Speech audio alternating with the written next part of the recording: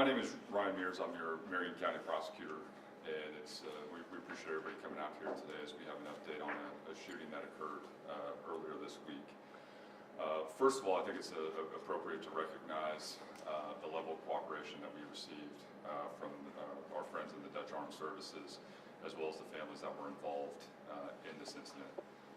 Chief Adams and I had an opportunity to meet with the family yesterday, and I cannot say enough good things, positive things about the family, and just the level of graciousness that they conducted themselves with. And we appreciate their willingness to meet with us and share their thoughts, as well as tell us a little bit about their loved ones who they have lost. And so I did want to give a special thanks to them, as well as everybody in the Dutch Armed Services, for making this process as smooth as possible. I also want to recognize the efforts of Detective Wright, who is the lead detective on this case from the Indianapolis Metropolitan Police Department. I wanted to recognize Amy Jacobson, who was the deputy prosecutor who was assigned to assist in this investigation, has been working on this case nonstop. And I think it's also appropriate to recognize the FBI and the United States Marshal Services, who provided extraordinary resources and information to put us in a position to quickly gather information and file this case. As always, we would not be in a position to file a case such as this without the cooperation of the community. So many people who were out downtown came forward with information, which we are grateful for. We're also grateful for the downtown business community for their willingness to share video, which put us in a position to act very quickly and be in a position to file charges here today. So it truly was a team effort from everybody involved, from law enforcement to the military to our community, including our downtown business community. So thank you to everybody involved. Today, the Marion County Prosecutor's Office has filed charges against Shamar Duncan, and we are alleging 1 count of murder, 2 counts of attempt murder, and 1 count of disorderly conduct. As it relates to the murder charge, the maximum penalty is 65 years, the minimum penalty is 45 years. For the attempt murder charges, the range of penalty is 20 to 40 years. It's important to recognize that because we are alleging multiple victims were involved, that all 3 of those counts can be run consecutive to one another or one after another. I would point out that because of the person who's involved in this criminal history, we are not in a position to file any weapon charges in this particular case, so there's no gun charge associated with the filing here today. The incident that occurred was unfortunately yet another example of a simple confrontation turning violent. As the facts that are outlined in the probable cause affidavit indicate, this was a simple confrontation that took place on the street. There was an altercation. That altercation turned physical. The initial altercation did not involve any weapons, but unfortunately after that initial confrontation concluded, an individual made the decision, made the choice to retrieve a weapon, and we are standing here with 1 person who has lost their life and 2 people who have been seriously injured as a result of those actions. We are in a position to file these charges because of the work that our friends at the police department did. So with that, I will turn it over to Kendall to walk us through the investigation. Thank you, Prosecutor Mears. I would like to express my candid disgust at the senseless and tragic events that has led us here today. The life taken due to senseless gun violence of a hero is disgraceful and cowardly. To those injured, you are courageous, and you continue to be in our thoughts. Today's announcement sends a clear message that if you irresponsibly discharge a firearm and injure or kill someone, it's not acceptable. The arrest and subsequent filing of formal charges would not have been possible without the collaboration, dedication, and motivation of IMPD, the Marion County Prosecutor's Office, and our federal law enforcement partners. Lead Homicide Detective Wright and assisting detectives, crime lab technicians, investigators with IMPD's Violent Crimes Unit, IMPD's Incident Analysis Center, FBI, United States Marshal Service, Indiana National Guard, Marion County Coroner's Office, and Deputy Prosecuting Attorney Amy Jacobson, who for 3 consecutive days, often without proper amounts of sleep, worked seamlessly to coordinate and collaborate available evidence that led to the suspect's apprehension. I would also like to recognize Homicide Sergeant Mike Duke and Homicide Detective Andrew McCalebs, who not only provided investigative support toward this case, but for their unwavering attentiveness to the families, often during their days off and before coming in for their late shift assignment. Thank you. To the servicemen who courageously rendered aid to their injured comrades, thank you. Lastly, to the community who came forward with everything from video evidence to eyewitness accounts to helping families with whatever they needed, we as a law enforcement community cannot say thank you enough. We stand today mourning the tragic loss of a life due to gun violence, but we also stand here boldly saying there is hope when we turn to each other for strength. Today is the beginning of a long road, and together, IMPD and the Marion County Prosecutor's Office will not stop working to strengthen this case. So anyone that has additional information about this case is encouraged to call IMPD at 317-327-3475.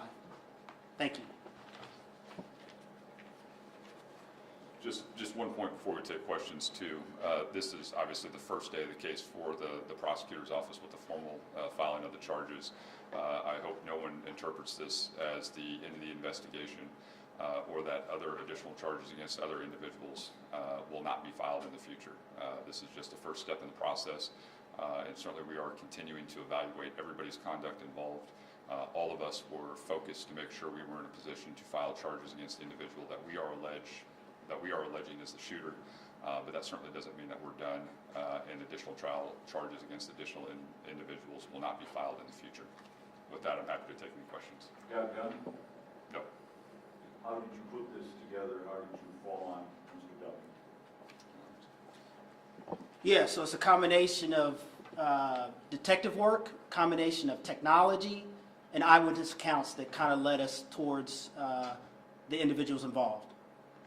Can you explain that? What pieces did you have to put together? How Well, did you build that since 3:30 Saturday morning that eventually tracked you to Mr. Duncan on Tuesday night? Yeah, so obviously public safety cameras, license plate readers, innovative detective work, consultation with the Marion County Prosecutor's Office, eyewitness accounts, eyewitness statements, all of that led to help us put this case together. There was no one particular source that was more important than the other, but all of those pieces led us to identify the suspects. Was there anything on social media? I mean, that's a part of what we always look at in any investigation. But the four areas that I mentioned were the primary drivers towards what led us to the suspect. Where was Mr. Duncan for 4 days, and how did you find him? Well, again, using technology, using covert technology. Obviously, Russ, we don't want to reveal everything that we use as these investigations unfold, because obviously there are other shootings that are out there that we need to use these technologies. But I'll say technology and detectives that work 24 hours for 3 days a week. Was there anybody else helping him while he was on the run? Not to my knowledge. There were individuals that we interviewed, that we talked to, that were associated with him, but in terms of helping him, I have no information towards that. Do you have a position update on the two soldiers that were injured in the shooting? So one serviceman has already gone back, and then the other serviceman is scheduled to go back today. So they're in good condition, expected to make a full recovery. And you mean back to the other? Yes, Okay. correct, back home. All right, can you explain to us what your witnesses or what your detectives saw on the surveillance cameras about the initial dispute, how that played out, and how the next 2 to 3 minutes unfolded northbound on North Meridian Street? Well, as alleged in the probable cause affidavit that you already have, I mean, there was a fight that occurred outside. Then the alleged suspects go back to their vehicle, and we believe a gun is retrieved, and then the shots are fired there in front of the hotel. So that's what's alleged in the probable cause that you have, and that's what we're saying today.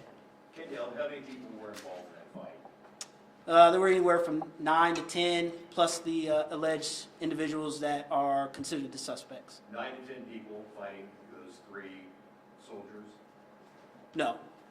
Yeah, 9 to 10 individuals total, including the servicemen. Now, obviously, that number can change because eyewitness, the cameras, all of that. And what tripped off the dispute?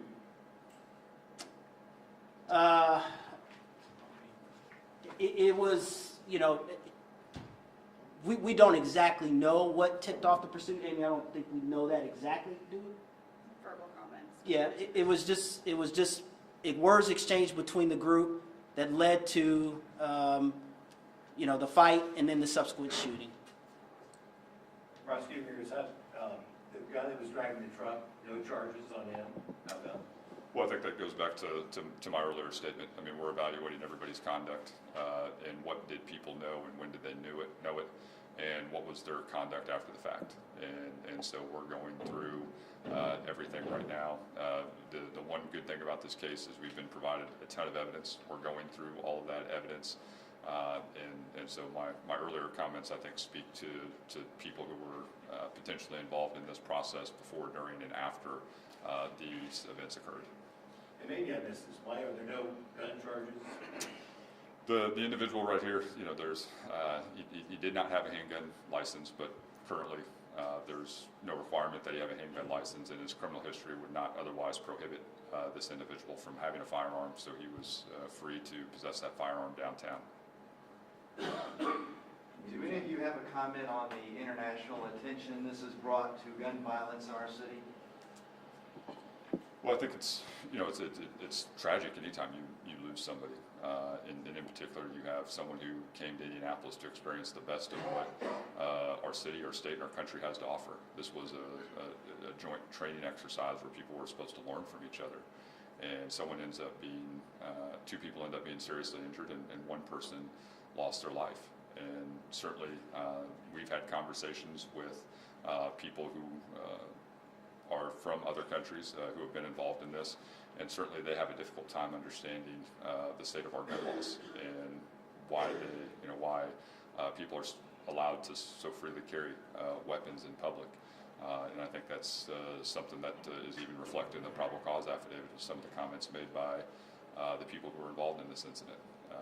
And so it's definitely been a process to have those conversations with people who have a very different perspective and live in countries where the laws more tightly control the use and possession of firearms. Did the international or national implications of this case bring any more resources or pressure to the table to bring this to a resolution? I don't think so. I mean, anytime you're dealing with a case, you know, you're trying to follow up on information, you're trying to be in a position to track individuals down. You know, as Deputy Chief mentioned, you know, in a lot of these cases, we're using very similar technology to try to piece these situations and incidents together. I think in this particular case, you have an incident that occurred in a very public place in front of a lot of people. And so because of that, we were presented with quite a bit of information, and we had quite a bit of cooperation from the public, which allowed us to build this case so quickly. Are you concerned about the safety of downtown in another incident? No. I mean, I think what my concern is just the fact that the number of cases that we had this weekend that were directly related to simple confrontations. We had someone who was shot in a road rage incident. We had someone who was shot over a parking spot. We had someone who was shot over loud music being played. All of that occurred this weekend all over our city. It's just this continued issue of confrontations turning into violence, and that's my concern. No, I agree. Ditto. You're going to have more patrols downtown in the future? No, I want to say this, that we are a major city that is experiencing things of other similar sized cities and major cities across the country. But our downtown is one of the safest places that you can go anywhere in this city and anywhere in the country. I take my family down there. I'm sure the people behind me would do the same. We have more officers on Friday, Thursday through Sunday night downtown in a small geographic area than anywhere else probably in the city because of the amount of people that come downtown each and every weekend. The investments, over $9 million invested in enhancing our technology, as you heard from Deputy Chief Adams, that has played a part in getting this case solved so quickly, and so many others, and has prevented violent crimes not only in downtown but other parts of our city are paying dividends. So there are no plans to increase any kind of security plans downtown because we think our security plans are sufficient. This happened close to 4 a.m.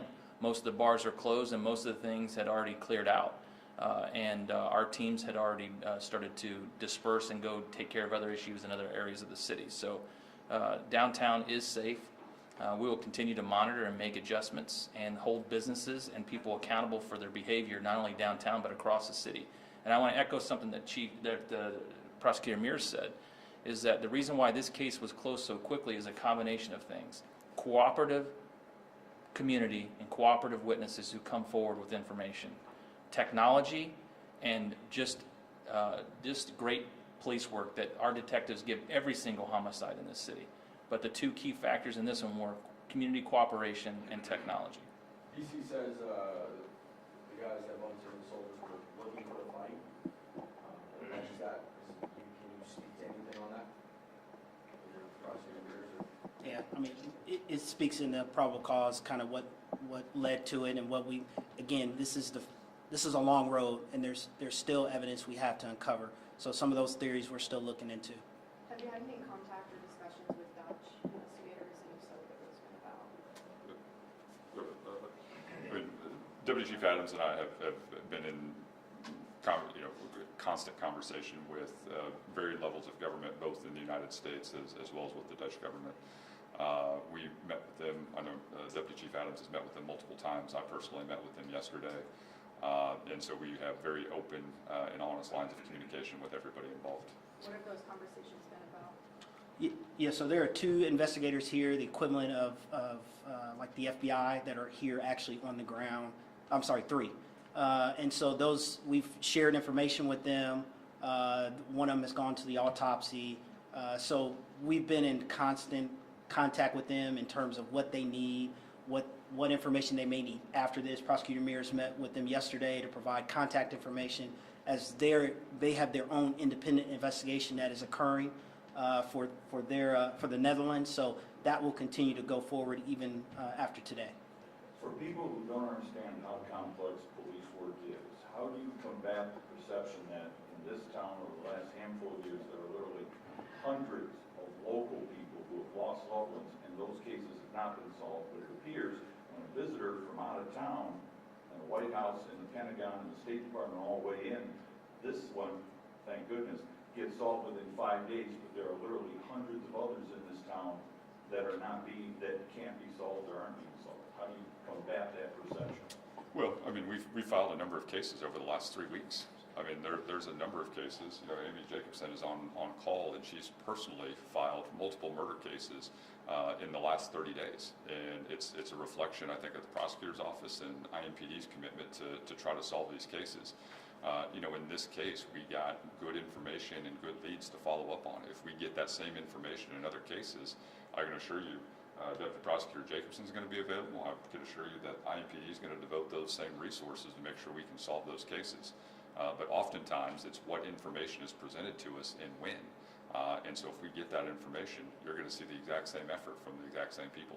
Prosecutor Mears, you said you met with the family of the deceased. Is there anything that they said or they had on their minds that has stuck with you? I mean, I think the biggest thing is just, you know, they had to fly halfway around the world because an unimaginable tragedy occurred.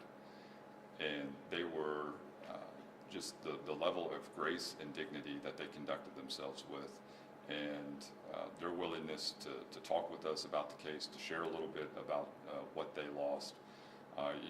You're just constantly reminded about the strength of people, but also just how incredible that family is.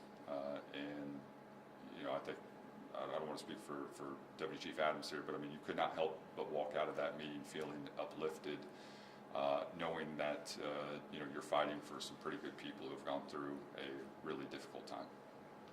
Yeah, I echo Prosecutor Mears. I've spent and met with them at least on 3 different occasions, and I can tell you their strength. Obviously, they have a lot of questions, and that's why we've met with them so often, to ensure that we're answering all of their questions.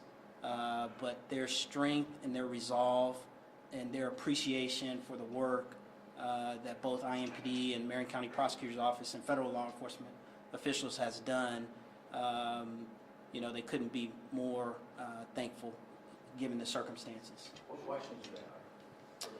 Just about the process. I think, early on, it was kind of, would we make an arrest? What kind of efforts were being made to make that arrest?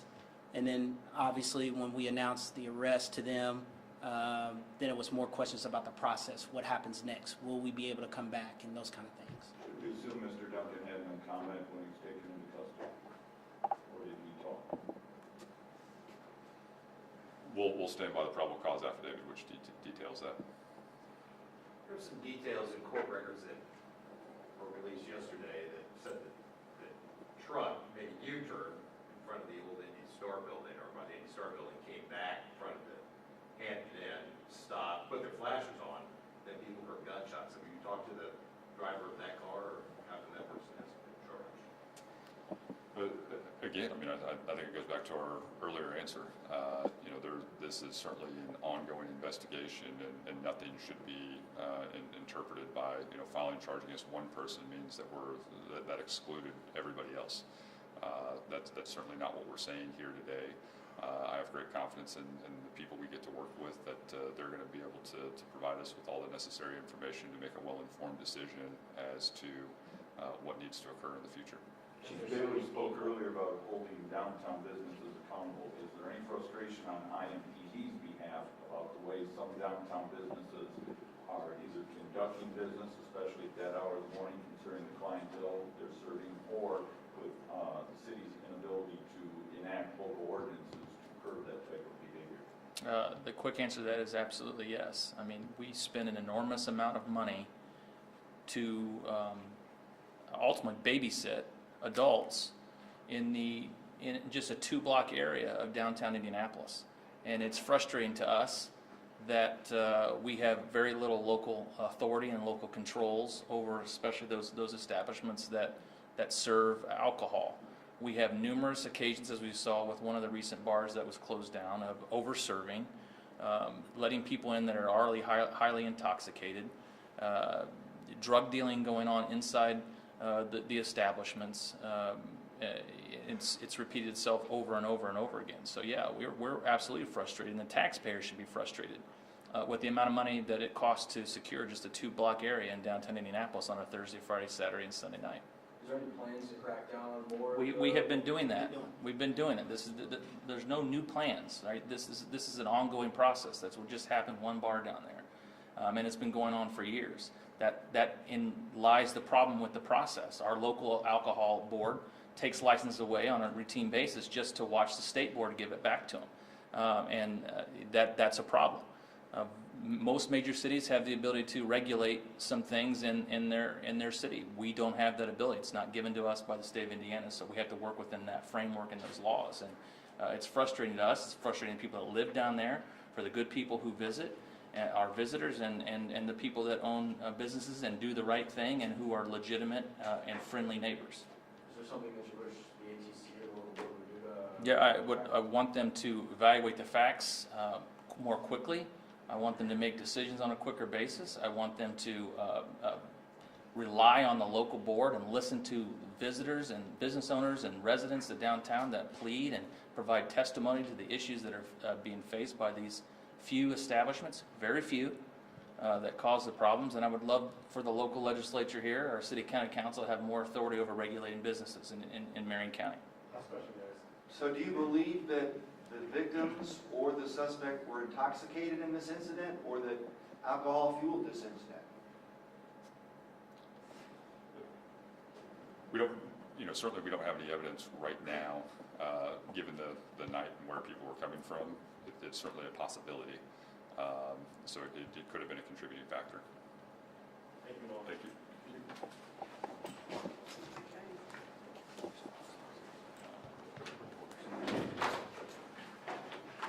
Was there Prosecutor, is your phone? No. Well, that's fine. Oh, I figured it was. Oh, it's already.